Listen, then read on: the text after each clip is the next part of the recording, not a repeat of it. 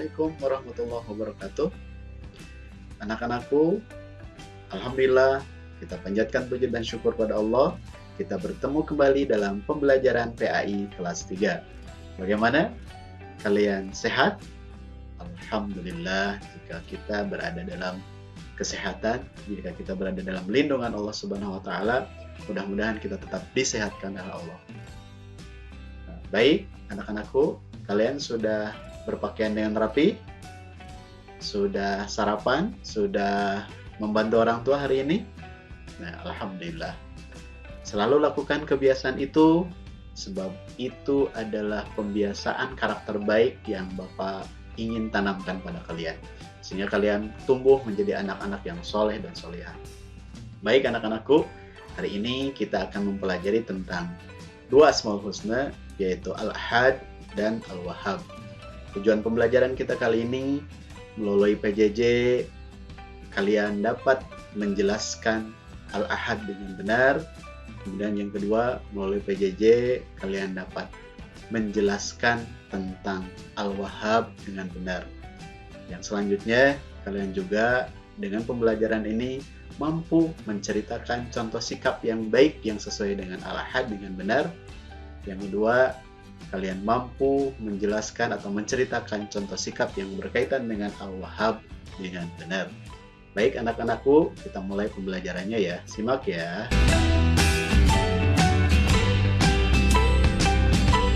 Mari kita perhatikan contoh gambar berikut.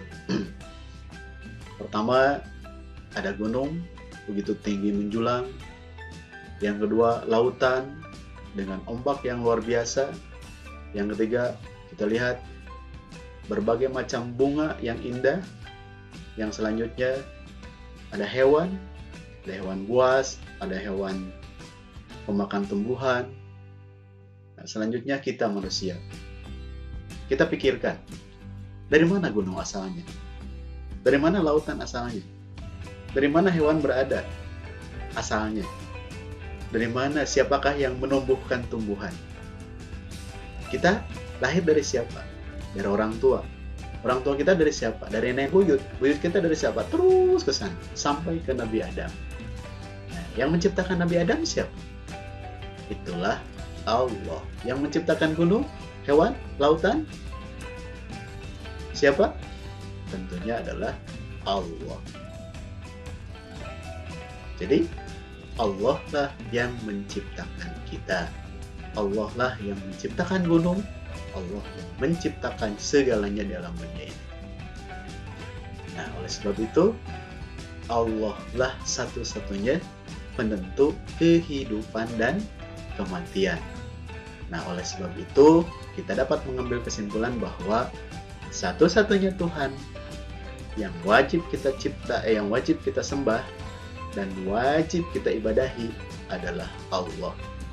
Terbayang oleh kita, jika Tuhan ada 2, 3, 4, tentu dunia akan hancur karena Tuhan pada berantem. Dan itu tidak sesuai dengan akal pikiran sehat manusia. Nah, anak-anakku, apa yang harus kita lakukan agar kita benar-benar bisa mengesahkan Allah? Yang pertama, mempelajari Al-Quran. Dalam Al-Quran, Allah mengajarkan pada kita bagaimana cara mengesahkan Allah dengan benar, bagaimana cara menyembah Allah dengan benar. Setelah kita mempelajari Al-Quran, lanjut ke mempelajari Asmaul Husna. Tiap Jumat dulu di sekolah kalian biasa sama-sama membaca 99 Asmaul Husna. Sekarang pun kita sedang mempelajari 2 Asmaul Husna, yaitu Al-Ahad dan Al-Wahhab. Nah, dengan mempelajari Asmaul Husna, keyakinan kita akan keesaan Allah akan bertambah. Yang selanjutnya adalah merenungkan ciptaan Allah. Kita lihat gambar bumi, kemudian di sananya ada gambar kayak cahayaan. Nah, ini adalah gambar matahari. Kalau kayak kecil, sebetulnya matahari sangat besar. Dan ini adalah gambar berjuta-juta planet. Siapa yang menciptakan? Siapa yang mengurus? Tentunya itu adalah Allah yang Maha Esa. Nah, kalau kita sudah yakin akan keesaan Allah, kita harus bagaimana? Apakah kita biasa-biasa saja? Tentu tidak. Nah, ayo tebak, ini lagi apa? Ya, benar. Ini lagi beribadah, berdoa pada Allah. Kalau kita sudah yakin Allah satu-satunya Tuhan kita, maka kita harus menyembah benar-benar pada Allah. Kalau kita sudah benar-benar menyembah Allah, maka kita dilarang menyembah selain Allah. Kalau kita menyembah selain Allah, maka keyakinan kita akan keesaan Allah itu sudah hancur, dan kita digolongkan ke dalam orang yang musyrik. Sementara tempat orang yang musyrik adalah neraka jahanam. Naudzubillah min dzalik.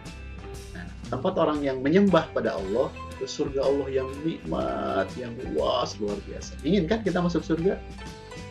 Mudah-mudahan kita sama-sama, Bapak, kalian termasuk orang-orang yang digolongkan oleh Allah termasuk ahli surga. Amin ya Allah ya Rabbal alamin. Nah, kita lanjutkan anak-anak. Nah, apa dalilnya bahwa Allah Maha Esa? Kalian sudah pada hafal? Dalilnya adalah Al-Quran surat Al-Ikhlas ayat 1. Mari kita baca bersama-sama ya. A'udzu billahi minasyaitonir rajim. Bismillahirrahmanirrahim. Qul huwallahu ahad. Shadaqallahul azim. Artinya, katakanlah wahai Muhammad, dialah Allah yang Maha Esa. Ini adalah dalil bahwa Allah satu-satunya Tuhan yang wajib kita sembah. Anak-anak, itulah pembelajaran tentang Allah Al-Ahad. Kita lanjutkan ke berikutnya ya. Sekarang kita akan mempelajari tentang Al-Wahhab, Allah Maha Pemberi. Nah, kita amati gambar berikut. Nah, lihat, kita punya anggota tubuh, punya badan, punya tangan, punya semuanya. Siapa yang memberikan? Ibu bapak kita? Tentu bukan ya. Kemudian ada jantung. Pemberian siapa? Apakah kita beli? Tentu bukan. Kemudian ada paru-paru. Pemberian siapa? Apakah pemberian orang tua kita? Pemberian tetangga? Pemberian pemerintah? Tentu bukan ya. Mereka jangankan menciptakan jantung, jangankan menciptakan paru-paru, mengurusnya sudah mengeluarkan biaya yang sangat mahal. Nah, mari kita renungkan, apa yang akan terjadi jika semuanya harus bayar, jika semuanya rusak? Jantung tiada henti berfungsi menyalurkan darah ke seluruh tubuh kita. Jika fungsi jantung terganggu, maka kita harus mengeluarkan uang jutaan rupiah. Nah, jantung setiap hari memombakan darah ke seluruh tubuh. Kita dapat duduk dengan benar, belajar, beribadah. Itu karena jantung kita sehat. Kalau jantung kita tidak sehat, mungkin kita akan duduk, tapi di mana? Di meja operasi. Mungkin kita akan berbaring, bukan di rumah, tapi di mana? Di rumah sakit. Dengan biaya yang sangat mahal, sampai ratusan juta. Nah, kita renungkan, Allah tidak pernah meminta bayaran pada kita, padahal tanpa kita minta Allah telah merawat kesehatan jantung kita dengan sempurna. Selanjutnya, paru-paru. Kita lihat paru-paru. Tadi Bapak nanyakan, apakah itu pemberian siapa? Tentu pemberian Allah yang Maha Esa. Nah, paru-paru selalu bekerja siang dan malam tanpa henti untuk menyaring oksigen yang masuk ke tubuh kita. Kalau oksigen tidak tersaring, maka kita akan cepat sakit. Kita akan sakit paru-paru. Nah, jika paru-paru rusak, maka proses pengobatannya memakan waktu berbulan-bulan. Kalian tahu kan TBC? Orang yang sakit TBC itu untuk menyembuhkannya butuh waktu 6 bulan. Jika dalam waktu 6 bulan terganggu pengobatannya, maka kita harus mengulangi lagi dari awal. Nah, yang selanjutnya, Allah memberikan kita udara dengan gratis untuk dihirup sehingga kita dapat berpikir dan terus hidup dengan sehat. Udara yang bersih kita hirup tiap hari, disaring di paru-paru, disalurkan ke seluruh tubuh, maka kita tetap sehat. Satu tabung oksigen harganya luar biasa. Allah lah yang maha pemberi pada kita dengan tidak meminta apa-apa. Allah hanya meminta kita ibadah. Itu pun bukan untuk Allah, tapi untuk kita, bekal kita di surga. Nah, anak-anak, apa yang ada pada diri kita yang sering tidak kita syukuri? Kita lihat hidung, mulut. Kita baru sadar punya hidung dan mulut kalau sudah sakit sariawan, sakit gigi. Kemudian kita punya mata. Kita tidak pernah mensyukuri mata.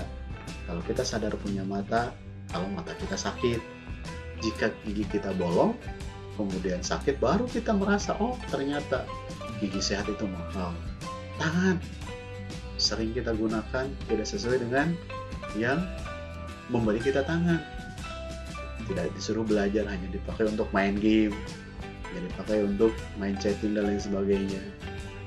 Kaki kita bisa merasa punya kaki kalau kaki kita sakit.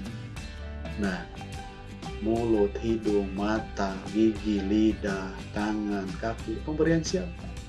Itu adalah pemberian Allah. Allah lah yang maha memberi.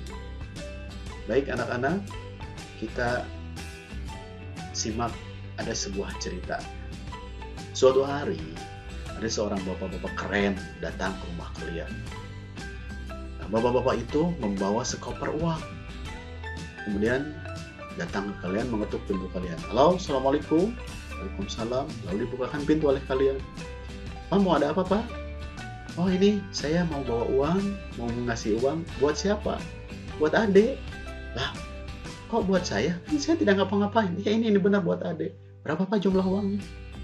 1 miliar. Tapi uangnya ada syaratnya. Apa syaratnya Pak? Uang ini boleh adik terima, tapi harus ditukar dengan kaki adik. Mau tidak? Apa yang terjadi pada diri kita? Pada diri kalian? Tentu saat itu kalian akan marah. Bapak ini ya, daripada saya kehilangan uang, lebih baik saya tidak menerima uang 1 miliar. Sana pergi. Tentu kita akan ngomong seperti itu. Nah, ini membuktikan bahwa karunia Allah dianugerahkan pada kita tidak terukur harganya, tidak dapat dibandingkan dengan uang. Yang selanjutnya, Allah adalah Al-Wahhab, zat yang maha pemberi kepada makhluknya tanpa harus diminta. Allah mencukupi semua kebutuhan makhluknya. Tadi kaki kita mau ditukar dengan uang 1 miliar, kita tidak mungkin menerimanya. Orang waras tidak mungkin menerimanya. Tapi Allah memberikan lebih daripada itu. Ada kaki, ada mulut, ada telinga, ada tangan, ada jantung, ada paru-paru. Semuanya berikan Allah gratis. Karena Allah lah Al-Wahhab, zat yang maha pemberi. Nah, sekarang kalau kita sudah yakin bahwa Allah Al-Wahhab, maka kita harus memiliki sifat-sifat berikut. 1. Suka memberikan sesuatu kepada orang lain, memberikan sesuatu kepada orang lain dengan ikhlas, memberi kepada orang lain tanpa diminta atau disuruh, berusaha memberikan sesuatu kepada orang lain sesuai dengan kemampuan. Intinya, kita harus ikhlas memberikan pada orang lain. Kita yakin ketika kita memberi pada orang lain, Allah akan menggantinya. Kenapa? Karena Allah. Nah, alhamdulillah, itu pembelajaran kita tentang Al-Ahad dan Al-Wahhab. Mudah-mudahan kalian paham ya, sehingga kalian nanti bisa mempraktekkan di kehidupan kalian. Pertama, tentang Al-Ahad, bahwa Allah itu Maha Esa, Allah lah satu-satunya Tuhan kita. Nah, cara mempraktekannya gimana? Kita hanya menyembah pada Allah, rajin ibadah, rajin sholat, tanpa berbuat sesuatu untuk menentukannya. Yang kedua, kalian paham tentang Al-Wahhab, bahwa Allah Maha Pemberi. Allah lah zat satu-satunya zat yang memberikan sesuatu pada kita dengan tanpa diminta, pemberiannya tidak ternilai harganya. Oleh sebab itu, kita harus belajar untuk memberi pada orang lain dengan ikhlas. Dan kita juga harus belajar dalam kondisi apapun, benar-benar kita hanya meminta pada Allah Sang Al-Wahhab. Anak-anakku, terima kasih. Itulah pembelajaran kita kali ini. Mudah-mudahan kalian paham. mudah-mudahan kalian bisa menerapkannya dalam kehidupan sehari-hari. Nanti tugasnya Bapak kirim ya, bisa via WA atau via Google Form. Terima kasih. Assalamualaikum warahmatullahi wabarakatuh.